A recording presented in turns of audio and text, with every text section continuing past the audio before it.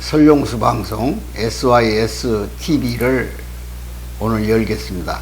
오늘은 8월 18일입니다. 제가 그동안 우즈베키스탄을 한 일주일 다녀왔습니다. 그래서 몸살기가 좀 있고 좀 피곤해서 음성이 별로 좋지 않을 겁니다. 그러나 이해해 주시기 바랍니다. 오늘 주제는 세계를 보고 할 일을 찾자, 이렇게 생각을 했습니다. 왜냐하면 제가 지난 7월 달에는 캄보디아를 다녀왔고, 또 이번에는 중앙아시아의 중심 도시인 타시켄트, 그리고 과거 문명의 중심국 역할을 했던 사마르칸트를 다녀왔습니다. 아마 여러분도 중앙아시아 하면 그 광활한 대륙, 또 사막, 그 외에 우리 인류의 시원을 찾아보는 파미르 고원, 천산산맥으로부터 이어지는 대대륙이 그 관문을 통해서 유럽으로 가는 길, 중동으로 가는 길, 또 아시아 전체를 아우르는 그런 문명 발상지 국가인 것을 여러분이 잘 알 겁니다. 그동안 그 중앙아시아가 묻혔던 것은 소비에트가 1917년 혁명을 하고 스탈린이 주변 국가들을 통합해서 소비에트 연방 시스템을 만들어냅니다. 그 속에 중앙아시아의 여러 나라들이 귀속되어 버렸습니다. 그래서 소련 제국 속에 들어있다가 81년 소련 해체가 되고 CIS라고는 15개 독립국가가 형성되면서 소위 우즈베키스탄, 소위 카자흐스탄, 그리고 뭐 투르켄미니스탄, 티지크스탄, 이런 여러 나라들이 서로 탄생하게 됩니다. 우즈베키스탄 하면 아마 여러분 기억에 생생한 것은 1920년대 일제강점기 연해주에서 스탈린에 의해서 우리 고려인들을, 우리 한인들이죠, 약 10만 명을 강제로 낡은 열차 속에 넣고 시베리아 열도를 지나서 우즈베키스탄이라는 또는 카자흐스탄이라는 험악한 산악 계곡에다가 집어 던졌습니다. 그 기차 속에서 노약자나 어린이들이 죽어간 것만도 수천 명. 그들은 버려진 땅에서 땅을 붙들고 통곡하며 그 가을에 9월 10월에 알곡을 배상해 준다는 조건으로 강제로 일을 시킵니다. 그 이유는 스탈린이 일본과 전쟁을 했을 때 이 한인들이 누구 편을 들겠냐, 이렇게 계산해 보니까 그들 생각 속에 한인은 역시 동양인이고 일본 편을 들 가능성이 있다. 그렇다면 이들을 강제 이주시켜서 일본과 접촉의 길을 막아버리자, 이런 데서 강제 이주가 결정됩니다. 거기서 우리 고려인들은 죽지 않고 살아서 러시아 안에 고려인이라는 이름으로 60만 명이 생성되고, 거기서 그들이 소위 사회 공동체를 이뤘던 생산 시스템에서 탁월한 능력을 발휘했고, 그의 예술인, 심지어는 언론인, 음악인까지 다 나와가지고 러시아를 감동시키고 세계에 유연하게 남아있던 우리 고려인들의 발자취가 있습니다. 여러분, 홍범도 장군을 잘 알지 않습니까? 독립군들도 중앙아시아 지역에서 많은 활동을 했고 우리 독립에 기여한 혁혁한 공로가 있습니다. 그들은 죽지 않았습니다. 이 고려인들의 역사적 현실은 지금 우리나라에도 얼마나 많은 고려인들이 참여를 하고 있습니까? 우즈베키스탄에도 우리 한인들이 약 10여만 명, 고려인들이죠. 그리고 우리 고려인들이 한국인들이 3천여 명 들어가서 자리를 잡고 있습니다. 참 놀라운 일이죠. 중앙아시아 중심 지역을 차지하고 있는 우즈베키스탄은 영토면에서는 물론 카자흐스탄만 못합니다. 우즈베키스탄은 약 44만 8천 평방킬로미터니까 우리 한반도의 2배, 인구는 약 3,500만, 민족은 약 150개 민족이 다민족 국가를 형성하고 있어요. 물론 우즈베키스탄이 80%고 나머지 카자흐스탄인, 티지크인, 러시아인 보통 5%에서 3% 정도를 차지하고 있습니다. 그리고 언어는 물론 과거엔 러시아 언어를 썼지만 지금은 우즈벡 언어가 있고, 종교는 이슬람이야 50%, 러시아 정교 등 다양한 종교들이 산재해 있습니다. 헌법은 민주공화국이에요. 초대 대통령은 장기 집권하다가 얼마 전에 사망했고, 지금은 새 대통령이 나와서 민주주의 기초를 닦고 있는 것을 봤습니다. 내륙 국가이기 때문에 뭐 보석의 나라니 좋은 돌이 나오는 나라, 스탄 그러듯이 그 나라는 내륙 국가니까 바다가 없어요. 그러니까 군대 편성에도 해군은 없습니다. 그 대신 치안을 잘 관리하기 위한 수단으로서는 우리는 몰라도 경찰이 약 14만 명, 군대는 3만 명이라고 그러더라고요. 타슈켄트 600만 도시, 그게 자동차 물결이 굉장히 많아졌어요. 8,000불 정도 소득이 오르니까 이제 상당히 국가가 개발도상국의 어떤 영향을 갖고 있는 것 같아요. 상당히 역동성이 있어요. 다이나믹해요.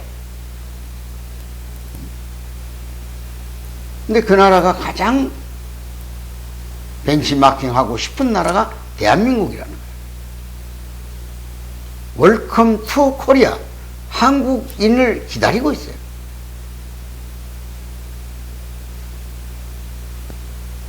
얼마나 한국이 좋으냐 하면은 그들의 가정생활 속에 들어가 있는 가전제품, 중요한 전기제품들은 전부 한국 거예요. 뭐 TV, 세탁기, 냉장고, 심지어 전기로 쓸 수 있는 제품은 한국인, 메이드 인 코리아 하면 최고예요. 그건 미국도 없고 일본도 없어요. 제가 타슈켄트에 대형 백화점을 가봤어요. 가전 매장을 가보니까 대형 삼성 TV, LG TV가 전관을 거의 차지하고 있어요. 그리고 일제 소니가 바로 우리 삼성 옆에 조그만 칸 하나를 유지하고 있더라 그러네. 소니. 제가 청년 시절에 그리웠던 소니입니다. 소니 워커맨, 소니 캠코더. 얼마나 우리가 그리웠던 제품들입니다.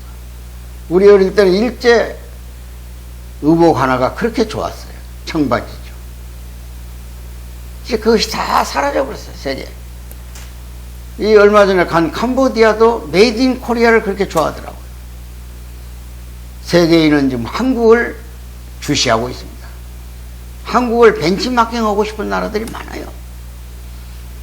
왜 이토록 우리 국내에서는 쌈박질만 하고 있습니까? 한심스러워요. 좀 미래를, 세계를 보자는 거예요. 중앙아시아의 중심국가인 우즈베키스탄, 천산산맥에 물을 갖고 나무 한 나무를 사랑하고 있는 나라입니다.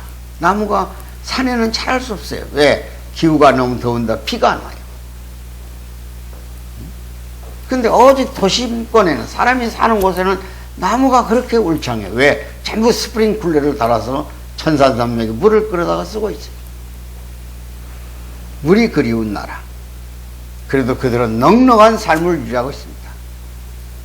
도시가 온통 숲을 속에 우거져 생동감이 있어요.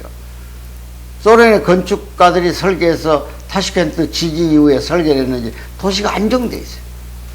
우리처럼 물론 고층 아파트는 없습니다. 그러나 대형 건물들이 쓰기 시작했어요. 대한민국에 건설회사들이 많이 들어와 있어요. 이 세브르 자동차 하나만 해도 부품회사는 전부 다 한국 사람들이 운영하고 있다는 거예요. 여러분, 전 세계 개발 국가들이, 후진 국가들이 대한민국을 모델로 합니다. 심지어 아프리카에 있는 어떤 나라는 대한민국 영토에 편입되고 싶다는 나라가 있어요. 당당한 나라입니다. 금년은 광복 77주년이에요. 이제는 어둠의 광복으로부터 정말 제대로 된 광복을 차지할 때가 됐어요. 그것이 빛을 다시 찾자는 게 광복이에요. 전 세계 경제 성장의 그 속도를 보니까 문명적으로는 기독교 문명을 가진 나라가 먼저 발전됐습니다. 두 번째 따라온 문명 국가들이 유교권이에요. 그 대표적인 나라가 일본, 한국이죠. 한국, 일본이죠. 그 다음에 조금 지금 눈을 뜨고 있는 나라들이 불교권이에요. 이게 이슬람권도 바짝 따라오고 있습니다.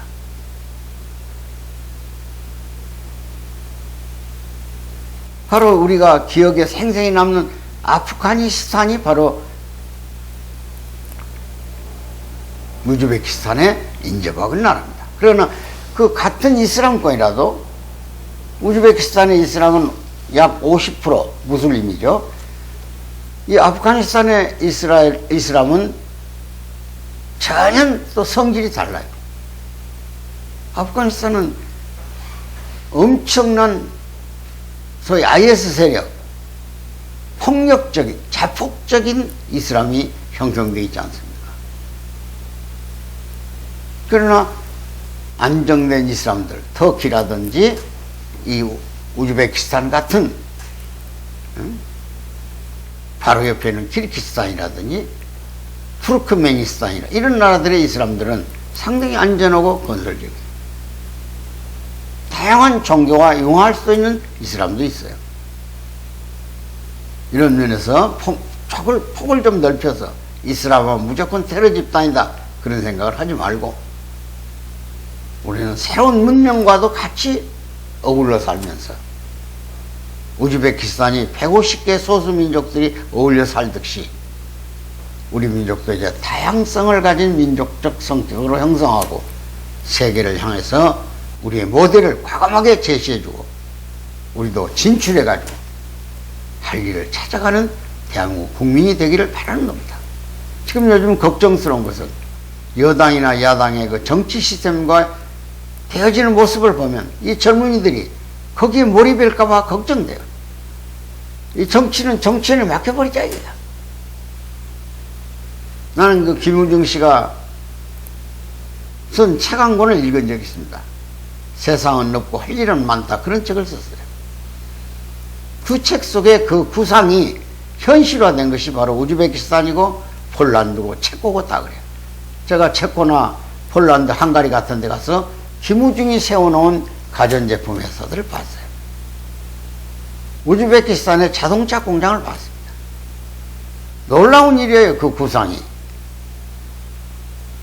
그는 김대중 정부 때 외환위기가 겹치고 그걸 극복하는 과정에서 사라졌습니다마는 베트남에서 김우중이를 데려다가 그 나라 성장 발전의 하나의 모델 스승으로 모시고 있었다고 그렇지 않습니까? 이제 우리 모두 세계를 향해서 눈을 뜨고 다시 한번 도전하는 한반도의 한국인이 되어야 되겠습니다.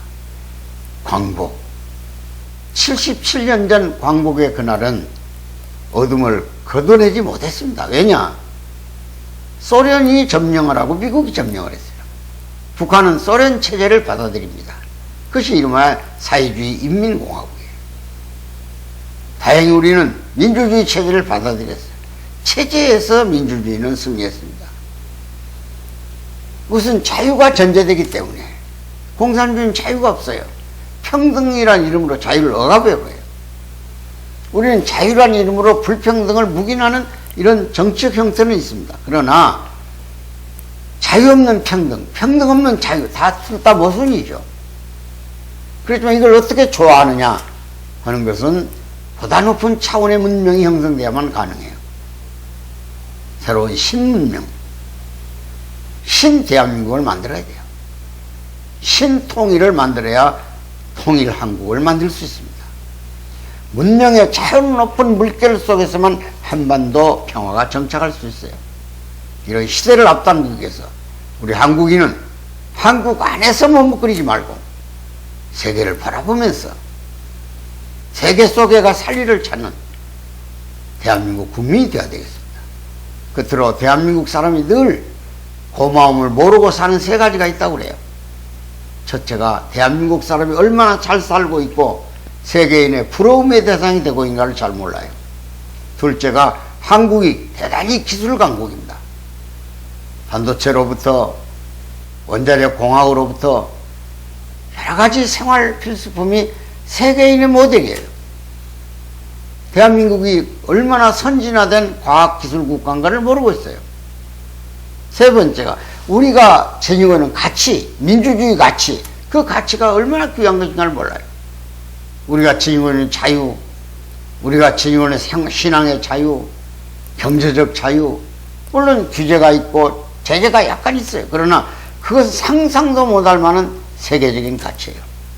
우리는 얼마나 광복 속에서 찾아온 민주주의의 가치가 귀한 걸 알고 북한 땅에까지 그 민주주의 광복의 빛을 밝혀줘야 할 책임이 있어요. 그것이 통일 대한민국이에요. 그 통일 대한민국이 생일을 향해서 뻗어간다면 얼마나 미래 후손들이 영광의 나라를 세우고 살아가겠습니까?